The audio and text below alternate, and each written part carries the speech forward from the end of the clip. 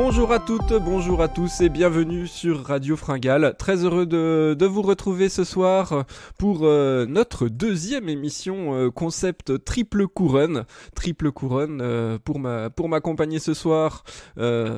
Titien, comment vas-tu ?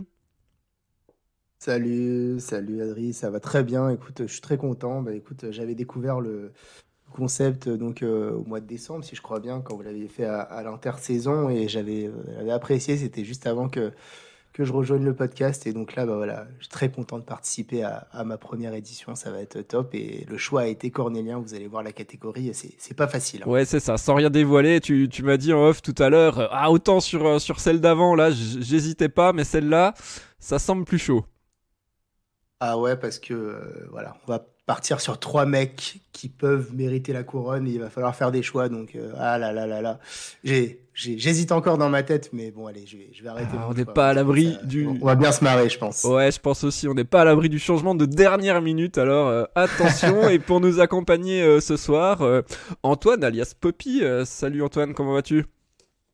Salut à tous, bonsoir messieurs. Et bah écoute, ça va super. Première édition de la triple couronne pour moi aussi, donc hâte de commencer. Et comme Tien l'a dit, un thème, ouais c'est ça, un thème très très très très compliqué. Ouais, je crois qu'on s'est tous les trois bien creusé la tête et on vient d'arrêter nos choix. Voilà, donc Oui, voilà. voilà, pour être totalement honnête. Alors, cette triple couronne, le triple C, pour ceux qui ne nous ont pas écoutés il y a 3 mois, je vais vous rappeler le concept, mais vous pouvez aussi aller écouter la précédente émission. Ah, non, avant, il faut que je fasse un petit rappel, parce que sinon, la torne qui nous écoute va nous gronder. Non, je rigole. Si vous nous écoutez, que vous n'êtes pas abonné à Radio Fringale, pensez à le faire, parce que ça nous soutient beaucoup, ça nous encourage. On a dépassé les 800 abonnés. On va tout doucement vers les 1000, qui est un de nos objectifs. On va dire dans les semaines à venir. Donc si vous voulez nous soutenir, nous encourager pour qu'on continue à vous proposer des émissions régulièrement, et ben voilà, n'hésitez pas à nous abonner, à vous abonner, à en parler autour de vous. Voilà, on sera hyper content et ça ne fera que nous motiver. Donc cette triple couronne, le principe est assez simple. On a 3 coureurs qui peuvent être d'époques différentes. On le verra ce soir. C'est un petit peu différent par rapport à la dernière fois où c'était trois contemporains. 3 coureurs qu'on choisit sur une course ou sur un type de course. Et sur ces 3 coureurs, on doit en placer un en tant que champion, en placer un en tant que coéquipier et en placer un en tant que coupeur de citron. C'est-à-dire qu'il y a en gros un leader, un favori pour cette course, le coéquipier qui n'est pas un leader de rechange malgré le statut bien souvent important de la personne. C'est vraiment un coureur qui va se sacrifier pour le leader. Et enfin, le coupeur de citron, le coureur qu'on écarte, qu'on ne retient pas pour cette course. Sans plus attendre, on va quand même vous annoncer le thème ce soir. Alors, ce n'est pas une course, mais les courses qui vont être retenues, ce sont les Ardennaises. On y arrive tout doucement, hein, dès que dans 2 semaines, les Flandriennes seront terminées, et on attaquera les Ardennaises. Donc là, on va parler essentiellement de 3 courses, Liège-Bastogne-Liège, la Flèche Wallonne et l'Amstel Gold Race. Et pour participer, ou pas, c'est ça toute la question, à ces Ardennaises, on a choisi 3 coureurs. Alors tiens, je pense, on va en dire à chacun. Antoine, à toi l'honneur de nous en annoncer un des 3. Eh bien, premier dans l'ordre alphabétique des noms de famille, Julian Alaphilippe. Julian Alaphilippe, voilà, donc un des 3 coureurs retenus pour cette triple couronne ce soir. Titien, le deuxième nom que tu as envie de nous donner ? Eh ben, je vais continuer par ordre alphabétique, et ce sera Philippe Gilbert. Eh bah très bien, moi je vais descendre beaucoup plus loin dans l'alphabet, à la lettre V pour Alejandro Valverde. Voilà donc les 3 coureurs qui vont s'affronter ce soir pour une place dans l'équipe Radio Fringale sur les Ardennaises. Sachant que on en a parlé tout à l'heure, hein, on les prend au top de leur forme, de leur carrière. Hein, on les juge pas juste sur la saison dernière. Parce que sinon le pauvre Philippe Gilbert il aurait peut-être pas eu toute toutes ses chances. Quoique, on sait jamais. Bon, et ben sans plus tarder, on va passer au champion, hein. Honneur au plus grand. Titien, c'est à toi que je donne la parole pour que tu puisses nous annoncer ton champion sur cette triple couronne ardennaise. Eh ben, quel honneur. Je précise hein, pour tous ceux qui nous écoutent et qui sont en train dans leur tête de se dire non, c'est lui, non, c'est lui, non, c'est lui, que nous, tous les trois, on ne sait pas chacun quel choix Exact, tu chacun fais a bien de fait le en fait. Hein. préciser. On va le découvrir en direct, donc préparez-vous pour à des débats très animés. Alors, Et si on tombe houleux. 3 sur 3 à chaque fois, ce sera parfait, mais je doute parce que quand même, le choix, il est cornélien. Bah écoutez, ça a été très dur, très très dur parce que trois coureurs qui ont marqué leur époque. Bon, il y en a un qui a marqué une époque de près de 20 ans, mais, Ouais. mais bon, ils se sont un peu tous chevauchés. Ils ont un peu tous finalement bataillé l'un contre l'autre. Jamais finalement les trois en même temps sur les Ardennaises, puisque Philippe Gilbert, au bout d'un moment de sa carrière, s'est tourné vers les Flandriennes. Mais voilà, donc finalement, moi j'ai choisi avec une part d'objectivité et puis également avec une part de subjectivité. J'avoue, j'ai pris un peu à l'affect. Mais voilà, écoutez, moi, mon champion, l'as des as des Ardennaises, pour moi, c'est Philippe Gilbert. Voilà. Bah écoutez, je sais pas, les gars, ce que vous allez suivre derrière, mais est-ce que je donne quelques Ouais, arguments? vas-y, explique-nous ton choix. Tout simplement à l'impression, en fait, Philippe Gilbert, voilà, c'est parmi les trois déjà le seul qui a réalisé le triplé des Ardennaises. En 2011, Philippe Gilbert remporte en une semaine l'Amstel Gold Race, la Flèche Wallonne et Liège-Bastogne-Liège, un exploit qui reste rare, surtout dans le cyclisme actuel. Le dernier qu'il avait fait avant lui, c'était David Erebellin en 2004. Et Philippe Gilbert, cette année-là, en 2011, c'était vraiment, on peut le dire, le roi des Ardennaises. Il était injouable, à aucune course, il a pu être mis en difficulté. Son accélération dans le... Alors, je ne sais pas si tout le monde a connu cette époque, hein, 2011, ça remonte maintenant, il y a 12 ans, mais revoyez les vidéos si vous voulez. Son accélération dans le mur de Huy, à près de au moins 300 mètres de l'arrivée. Hein. Et c'est Mm. impressionnant, c'est un des moments qui m'a le plus marqué en vélo. Enfin, d'ailleurs, Philippe Gilbert, sur cette année-là, c'est un des coureurs qui m'a le plus marqué en vélo. Donc voilà, rien que pour le fait qu'il ait fait le triplé, et puis pour le fait que, alors il n'a pas vraiment concouru avec directement en compétition, on va dire, avec Alaphilippe, puisque quand Alaphilippe a pointé le bout de son nez sur les Ardennaises, Gilbert était en pleine transition et plutôt dans la fin de sa carrière. Mais par exemple, je pense à Valverde.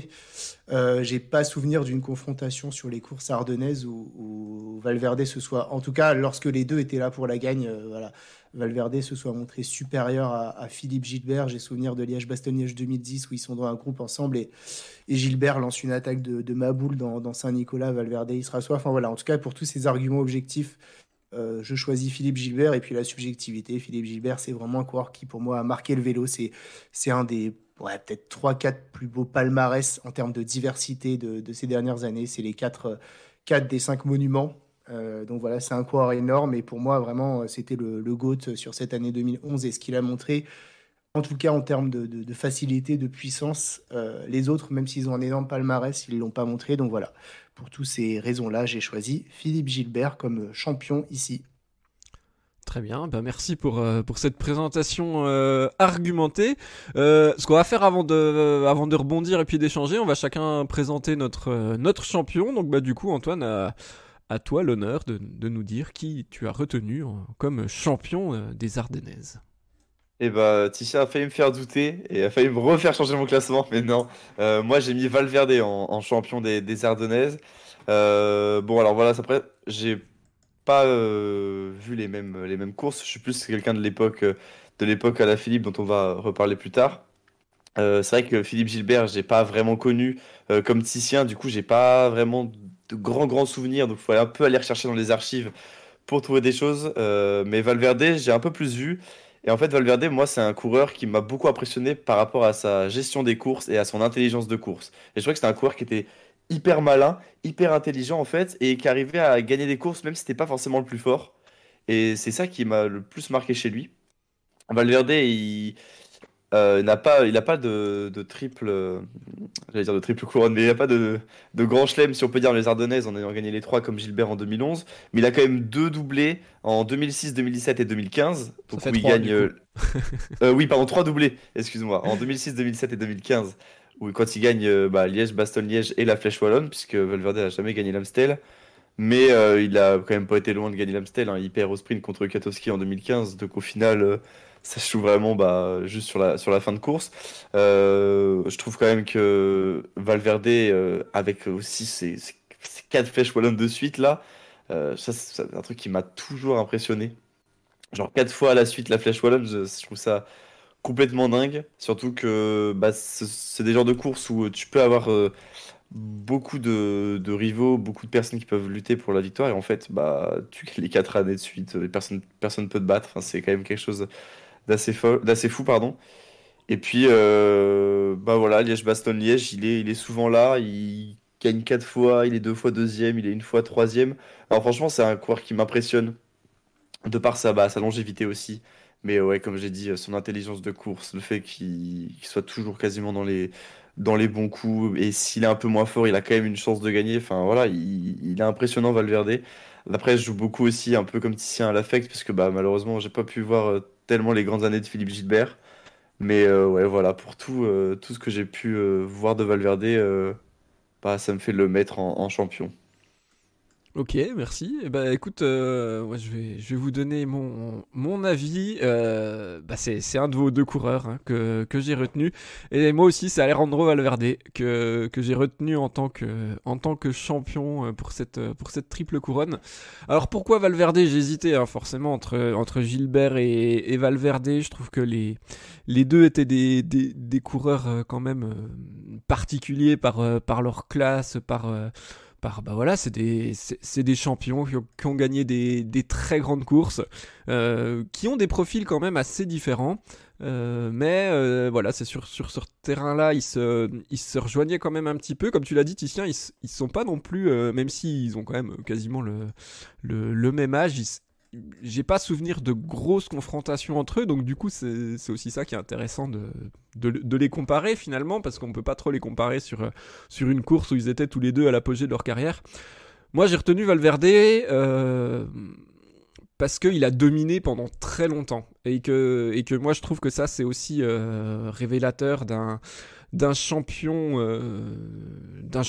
Il gagne, comme tu l'as dit, Antoine, tout à l'heure, il fait le doublé la Flèche Liège en 2006, et 11 ans plus tard, en 2017, il fait à nouveau le doublé. Alors, il y a eu des hauts et des bas entre, hein, bien évidemment.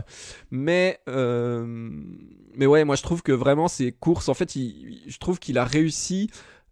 Surtout dans le milieu des années 2010, à marquer ses courses de son emprise, à tel point que la question c'était qui va pouvoir battre Valverde cette année, et pas encore. Il a réussi à faire de la Flèche Wallonne une classique qui était sienne. Alors c'est pas la classique la plus compliquée à gagner quand elle est plus fort, mais il faut quand même une connaissance extrême du terrain.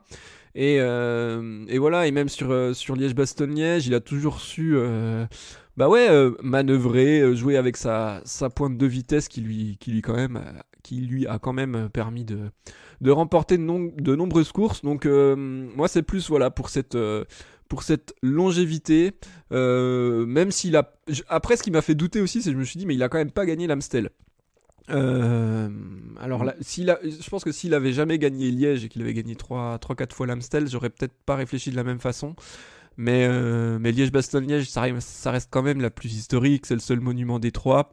Donc voilà, même cette victoire qu'il n'a jamais eue aux Pays-Bas, voilà, moi ça m'a fait choisir Alejandro Valverde pour justement cette mainmise pendant de nombreuses années sur ses courses. C'était en gros lui le patron. Voilà. Donc, je sais pas comment peut-on réagir. Du coup, Titien, pourquoi pas Valverde? Alors, pourquoi tu serais pas d'accord avec nous? Alors, il n'y a pas que je suis pas d'accord. Sur tous les Ouais, arguments que vous avez présentés, je suis d'accord. D'ailleurs, j'ai ouais, très longtemps hésité, hein, oui. jusqu'à la dernière seconde. Ce qui fait la différence pour moi, c'est par exemple ce qui peut faire la différence entre un Van Aert et un Van Der Poel en fin de carrière. Bon, alors je vais pas le cacher, hein, tout le monde le sait depuis les émissions que je suis un grand fan de Mathieu Van Der Poel. Pourtant, je suis comme vous, par exemple, je vais penser, comme beaucoup de gens, que Van Aert, c'est un coureur plus complet, sûrement un meilleur coureur. Mm. À la fin, je retire moins parce que autant Van Aert, je le vois tout le temps, voilà, comme Valverde, il a cette impression d'être tout le temps là, toute l'année, tout le temps. Pour autant, Van Der Poel m'a plus marqué, par exemple, sur ses victoires, des trucs éclatants, comme quand il gagne le Strade Bianchi avec une attaque de malade mental, comme quand il revient sur l'Amstel Gold Race, voilà, des trucs vraiment, vraiment marquants. Plus Et bah là, c'est un spectaculaire, peu, quoi. ouais, c'est un peu Mm. pareil pour Philippe Gilbert, c'est-à-dire que bah, Valverde, alors il est clinique, il n'y a pas de souci, Mm. il est très très fort, il est là toute l'année sur les Ardennaises, mais Valverde, c'est 4 victoires à Liège, c'est 4 sprints à Anse en fait. Mm. Vraiment, c'est 4 sprints. Et il s'est pas découvert, il n'a pas mis le nez dehors une seule fois avant de la course. Par rapport à la Flèche Wallonne, il n'y a pas besoin de mettre le nez avant. Et par exemple, je pense que ça montre bien, l'Amstel, il l'a jamais gagné parce que c'est une course vraiment difficile, une course débridée où pour le coup ça part loin, ça tournicote tout le temps, voilà. Ouais, Et encore Gilbert à encore qu'à côté. son époque, et à l'époque de Gilbert, avec l'arrivée au-dessus du Cobert, c'était pas aussi Ouais, débrité que maintenant. c'est vrai. C'est vrai, mais ça l'était quand même plus que Ouais, Liège qui, pendant toute cette période-là, ouais, que ouais. j'ai moyennement aimé d'ailleurs, hein, on va dire des années 2000 Ouais. jusqu'à la fin du C'est règne de quoi? C'est Valverde 2018, finalement, hein, hein? sur les... 2018, la Ouais, dernière arrivée quand 2018, Hugo voilà, Gelsi gagne. bah, Mm. exactement, ça a été un peu stéréotypé. Il y avait les attaques à Saint-Nicolas, c'est timide et finalement ça arrive au sprint House. Et voilà, enfin tout ça pour dire que Valverde il est exceptionnel, mais ce qui pour moi fait la différence et m'a plus marqué, c'est l'impression. C'est vraiment que voilà, c'est Gilbert en attaquant, Gilbert également. Je sais pas, il m'a laissé une sensation de puissance.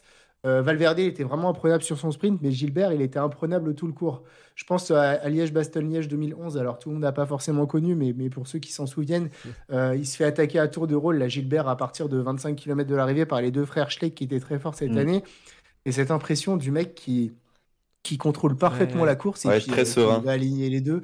Voilà, enfin, c'est plus ça qui a fait la différence pour moi, c'est finalement, et puis le triplé quand même, le triplé en une année, c'est Ouais, vraiment ça pas c'est facile à ouf. faire et il l'a fait, Gilbert, et cette sensation que voilà, c'est cette année-là, en tout cas, il était imparable, il a vraiment marqué pour moi les Ardennaises cette année-là, et après, voilà, j'ai joué aussi à l'affect, hein, Bien c'est-à-dire que sûr. voilà, C'est le je but aussi, préfère hein. Gilbert que Valverde, mais pour moi, voilà, les deux pouvaient totalement être champions. J'ai plus choisi mon champion sur le côté vraiment Émotion. impression, puissance et record. Mm. Voilà, émotion et ce qu'il a créé en Ouais. moi par rapport à Valverde qui finalement a un énorme palmarès, mais il y a jamais vraiment une seule Ardennaise où il m'a fait chavirer, où je me suis Mm. dit, waouh, Valverde, incroyable. Bah, c'est sûr Voilà. que dans le style. Ouais. Après, voilà, c'est le style de Valverde aussi. Il y a moins de magie parce qu'il a cette pointe de vitesse qui lui permettait de gagner des grandes courses. Et finalement, moi, je trouve que. Alors, je dis pas que tu lui reproches de gagner comme ça, mais on peut pas trop lui reprocher d'attendre le sprint et de rester caché tout le long, Oui, sachant oui. qu'il allait gagner. Tu peux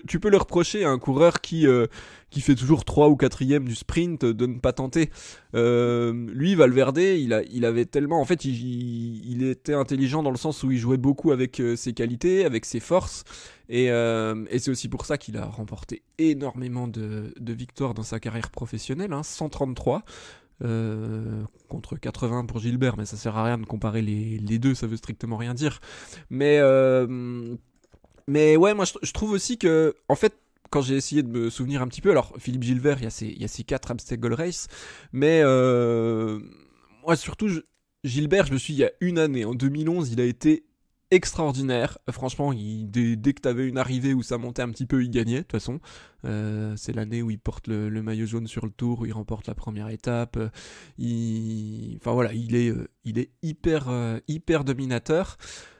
Mais après, voilà, il a pas réatteint ce niveau-là, à part sur quelques courses, mais C'est vrai. pour moi, il a moins dominé une époque. Il a eu une année fantastique, qui était vraiment incroyable, et ce triplé sur les Ardennaises, et bah voilà, c'est unique, et On le reverra plus hein, pour l'instant, je bah pense. je pense qu'il faut jamais dire ça, mais Ah, on c'est sait pas, compliqué, hein. Ouais, non, sait c'est pas vrai quand que sur, on le sur, reverra. sur 100 ans, mais Ça, sur 10 ans, là, c'est tu vois, je vois compliqué pas qui parce peut que faire là, ça.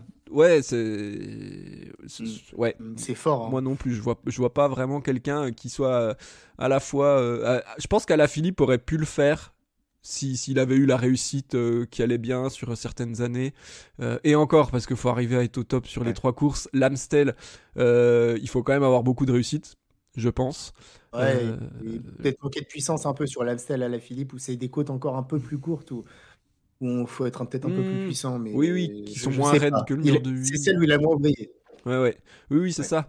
Mais voilà, moi c'est ça par rapport à Philippe Gilbert, c'est un petit peu plus que même avant sa transformation en Flandrien.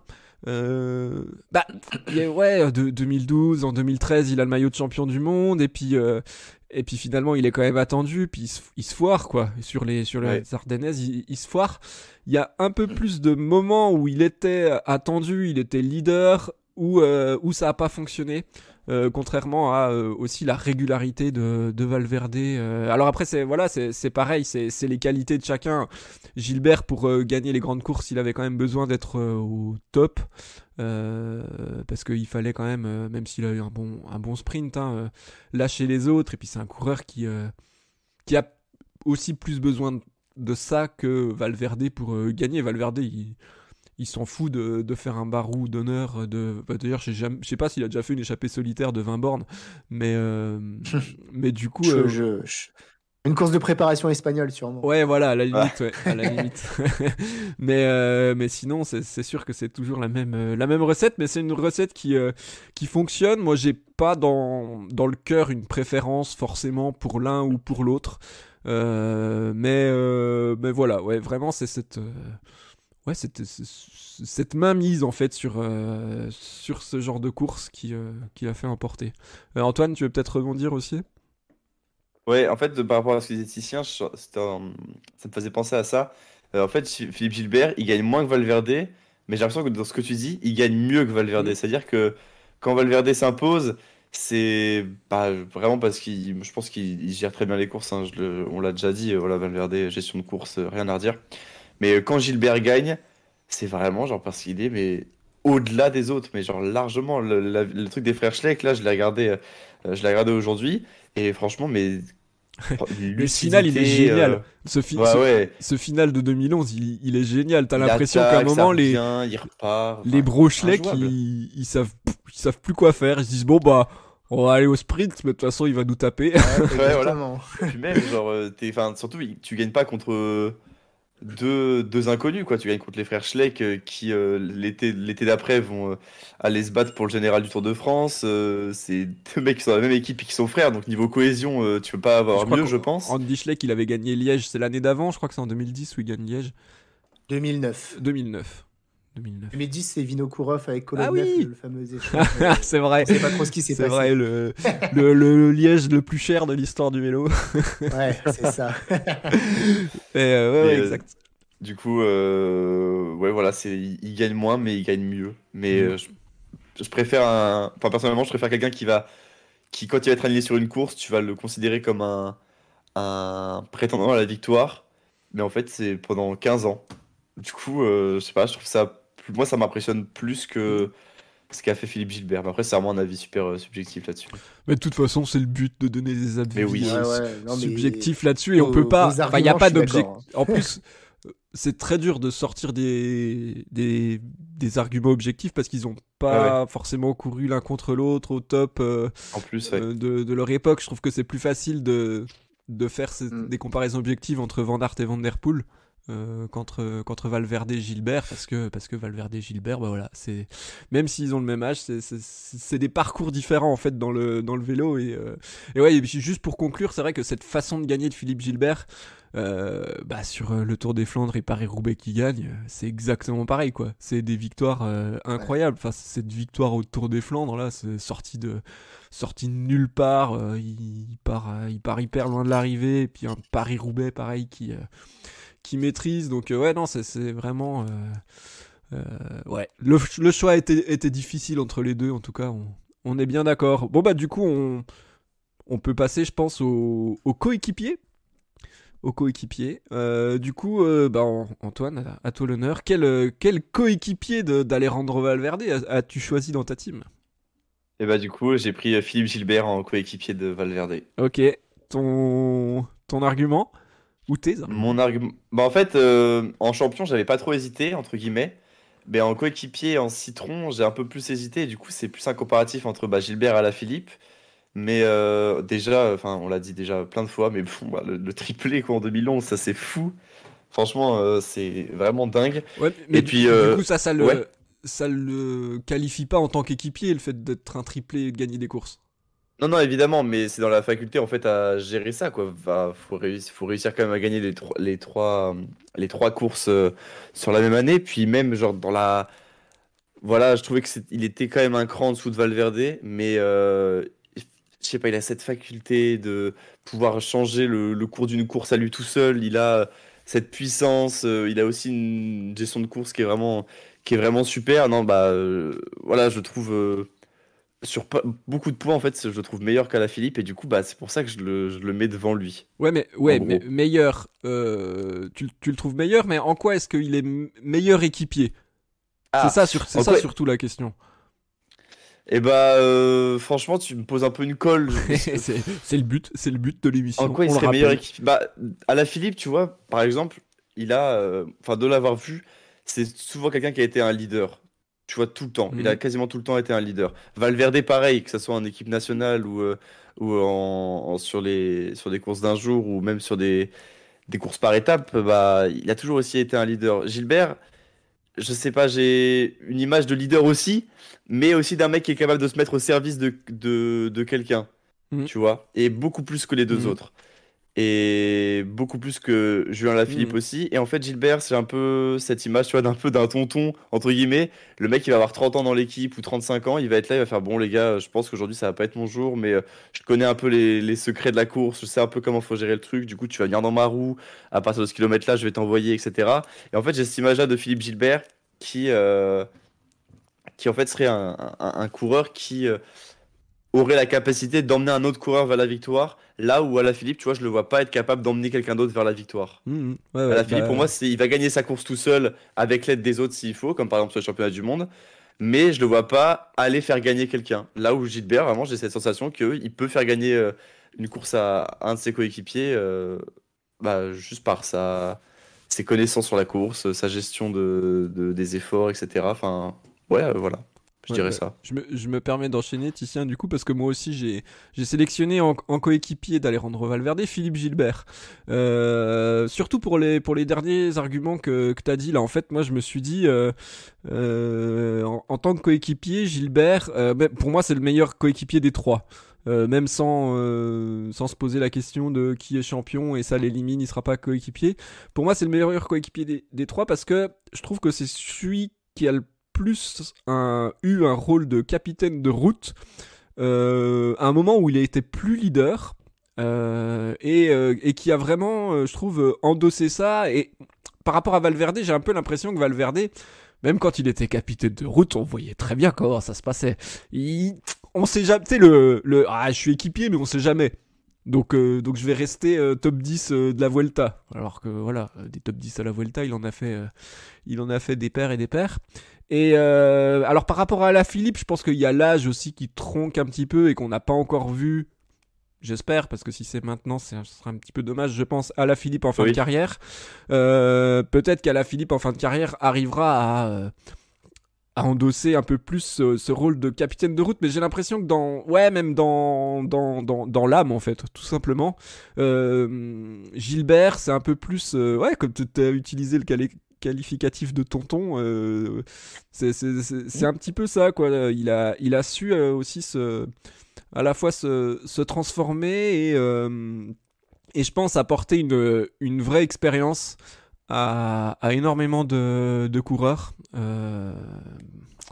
bah, dont Alaphilippe en a bénéficié aussi, je pense, hein, quand Gilbert est arrivé à la Quick Step.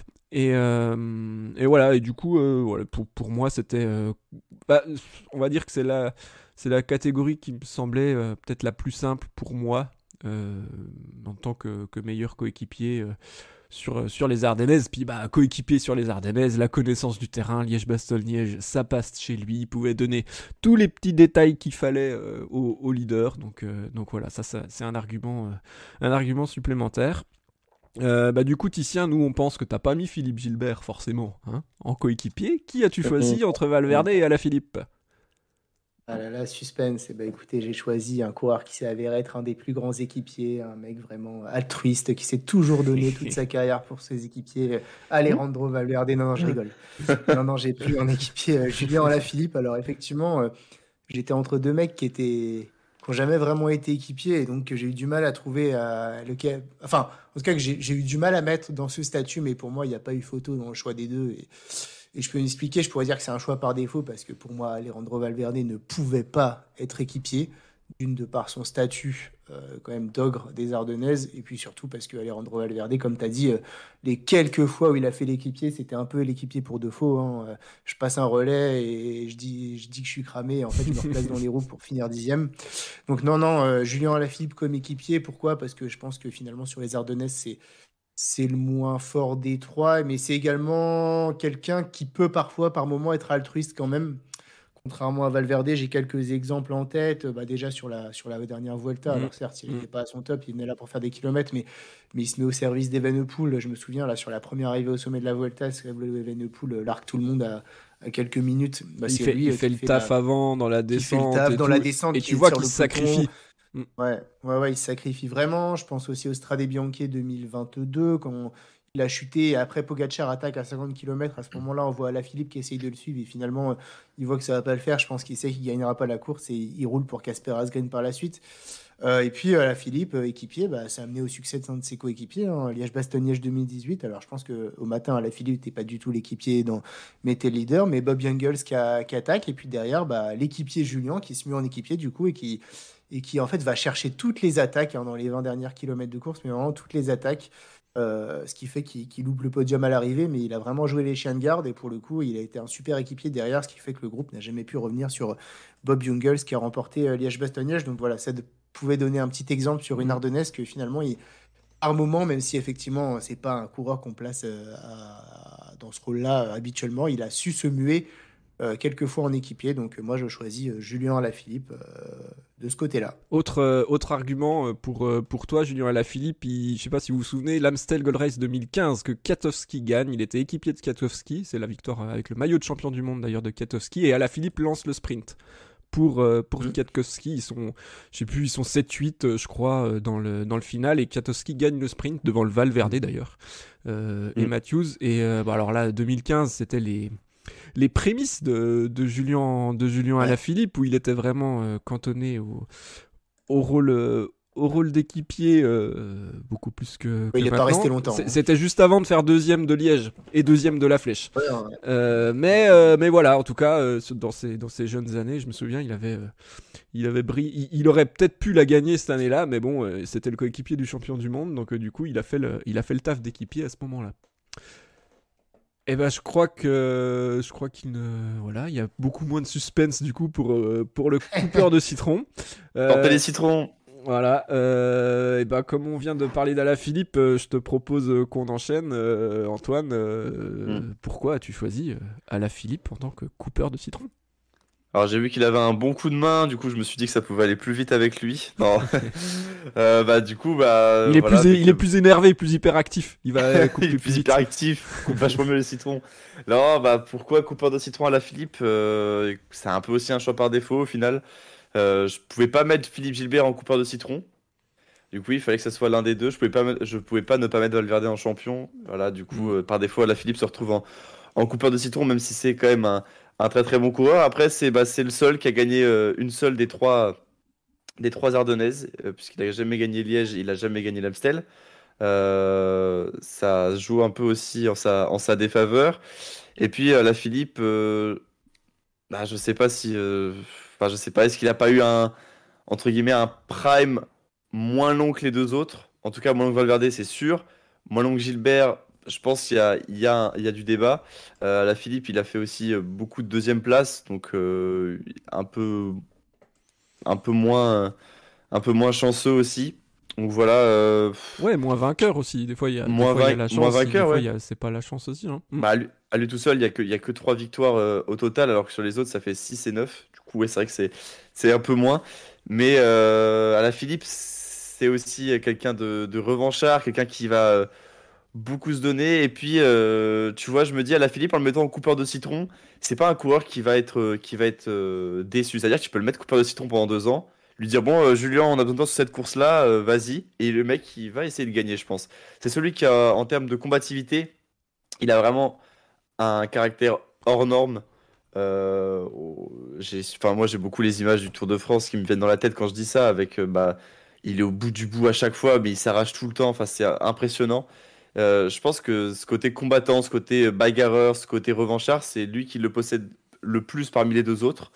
Euh, et puis voilà, je me dis à la Philippe, même si je le mets en coupeur de citron, en fait, bah, il peut me gagner une course l'année d'après. Donc au final, j'ai moindre remords à mettre à la Philippe en coupeur de citron, puisque je sais que derrière, il pourra toujours faire quelque chose, que ce soit pour l'équipe ou même aller gagner des courses.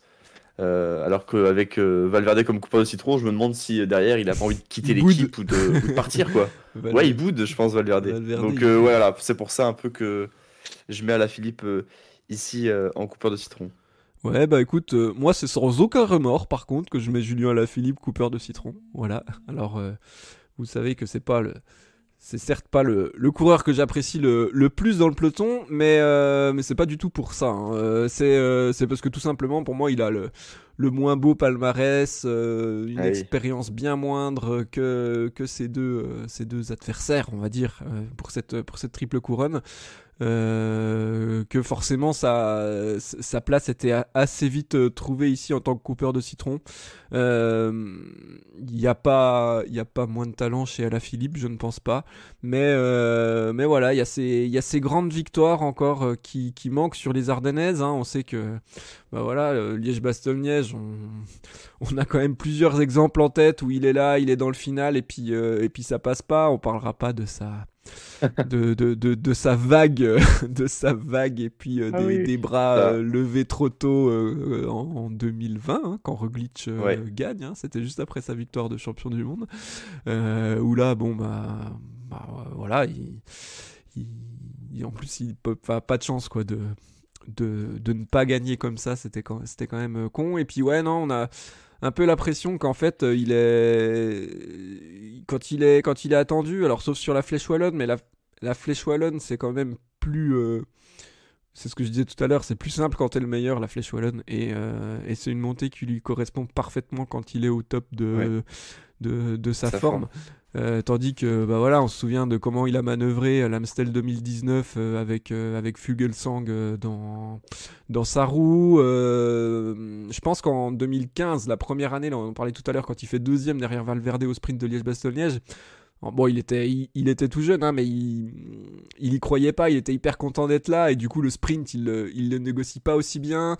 Voilà, je trouve, il y a il y a plein de choses, je pourrais encore en parler pendant un petit moment, qui me font penser que Alaphilippe, il est quand même un cran au-dessous sur ces courses-là, voilà, sur plein de critères par rapport à Valverde et Gilbert. Donc, bah voilà, alors peut-être il me fera mentir s'il remporte Liège-Bastogne-Liège dans quelques semaines, mais je pense qu'il y a encore un petit peu de taf en tout cas. Donc, Après, il y a. voilà, pour moi, Junior Vas-y, vas-y. Alaphilippe, coupeur de citron. J'allais dire, après, il y a un autre truc qui me dérange pour Alaphilippe, c'est qu'en fait, tu vois, j'ai l'impression que maintenant, il y a de plus en plus de coureurs de grands tours qui vont s'aligner sur des classiques, et ce qui joue beaucoup en sa défaveur aussi, parce que lui, sa grande année, enfin, ses grandes années à Alaphilippe, c'est à partir de 2018, j'ai envie de dire. Et en fait, bah, tu te retrouves là, par exemple, je les ai sous les yeux, là, les trois derniers vainqueurs de Liège, bah, c'est Remco, Tadej et Roglic. Bah, c'est trois vainqueurs de grands tours, Hmm. tu vois, par exemple. Et ce qui fait qu'en fait, tu dois te frotter non seulement aux spécialistes qui sont déjà durs à battre, mais en plus, tu dois aussi gérer des mecs de grand tour qui ont, entre guillemets, un peu l'habitude, tu vois, de devoir gagner des courses et de savoir comment gagner des courses. Et ça fait que ça joue beaucoup en ta défaveur parce que à une époque où Valverde et Gilbert n'avaient pas forcément de coureurs de grand tour dans les pattes, Il y avait tu vois, je dirais pas autant. Ouais, mais c'est pas le même profil, mais c'est sûr que de toute Oui, façon, mais t'avais quand même Nibali, il essayait de gagner Liège tout le temps. T'avais Vinokourov aussi qui a brillé sur des grands tours, qui a remporté Liège. Alors c'est peut-être pas autant que maintenant, mais ouais, ça je sais pas si. je sais pas, moi je trouve que ça joue beaucoup enfin, ça joue un peu en sa défaveur quand même, quoi. Ouais, après de toute façon, ça reste des coureurs qui visent des courses et puis il faut battre les autres coureurs, quoi. Mais je sais pas. Ouais. Bref. Je sais pas, c'est. On, on va donner la parole à Titien du coup pour il nous parle de son coupeur de citron préféré. Et bah écoutez, ouais, avec grande surprise, finalement, mon coupeur de citron, c'est sûrement le mec qui a le plus, finalement, en termes, en tout cas quantitatifs, marqué les Ardennaises sur les 20 dernières années, c'est Alejandro Valverde. Non, mais j'en suis finalement moi-même étonné d'arriver à cette conclusion, mais en choisissant Philippe Gilbert en champion, je ne le voyais pas autre part qu'ici. En fait, Valverde, au-delà de ça, c'est. Je suis content parce que ça, alors ça me permet pas de pousser un coup de gueule, mais en tout cas, ça me permet de dire que je suis bien content des coureurs qu'on a maintenant parce que mine de rien, Valverde, il est symbolique d'une époque que j'ai un peu moins aimé dans le vélo, notamment sur les classiques là, qui sont un peu les années 2010 Mm. ou notamment sur les Ardennaises. Désolé de le dire comme ça, mais franchement, on se faisait chier Ouais, quoi, c'était chiant, quoi. Ouais, il y a mais des. d'une force Enfin, comme tu le. énorme quand Oui. même. Non, Et non, puis, excuse. franchement, ouais, moi je m'ennuyais beaucoup devant ces courses et je voyais la Movistar rouler, contrôler la course pour que Valverde fasse son sprint final. Alors le cyclisme, effectivement, Valverde, je lui enlèverai jamais que c'est un immense champion. Voilà, il a gagné tellement, tellement de courses. C'est peut-être quantitativement le coureur du 21e siècle jusqu'à aujourd'hui. Pour autant, bah voilà, si on regarde aussi du vélo, c'est pour les émotions. Hein, c'est pour que et ça, je pense que c'est pour ça qu'on est ravi du cyclisme qu'on a aujourd'hui. Bah, c'est que ça, voilà, ça débranche pas. On a des mecs qui font la course, on a des mecs qui procurent des émotions, on a des mecs qui ont des défaillances, des mecs qui nous font des exploits, des choses comme ça. Et typiquement, bah voilà, Valverde, c'était un peu l'anti tout ça, quoi. Donc, enfin, moi, je pense que les moments de panache de Valverde, on peut les compter sur les doigts d'une main. Et mine de rien, voilà, j'ai pas envie de revivre des Ardennaises comme ça, avec un ultra favori qui se dévoile jamais. Et voilà, t'arrivais dans la dernière ligne droite à Anse, tu savais très bien qu'il allait aligner tout le monde au sprint.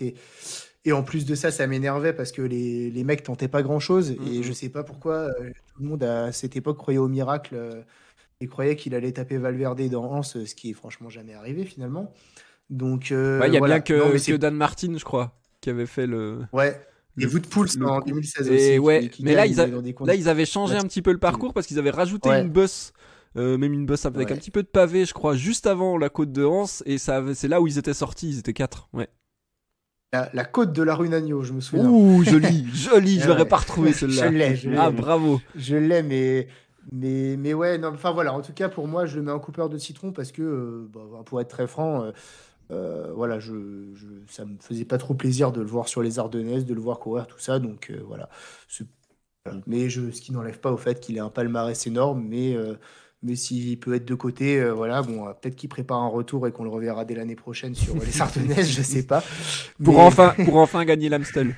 Et là. Ouais, je sais pas, mais non, mais voilà. Enfin, c'est plus dans ce sens-là, voilà. C'est plus dans le sens où Alaphilippe et Gilbert, c'est des Mm, coureurs que j'ai adoré voir courir sur ce type de course, et Alaphilippe toujours Ouais. d'ailleurs.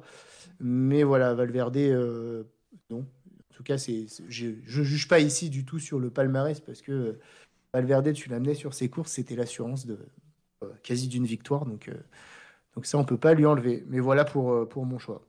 Il gagne avec moins de manière, Valverde, entre guillemets. Enfin, C'est ça quoi. ouais. Enfin, t'étais le dimanche après-midi devant ta télé, tu t'emmerdais un peu quand même, hein, franchement. mhm.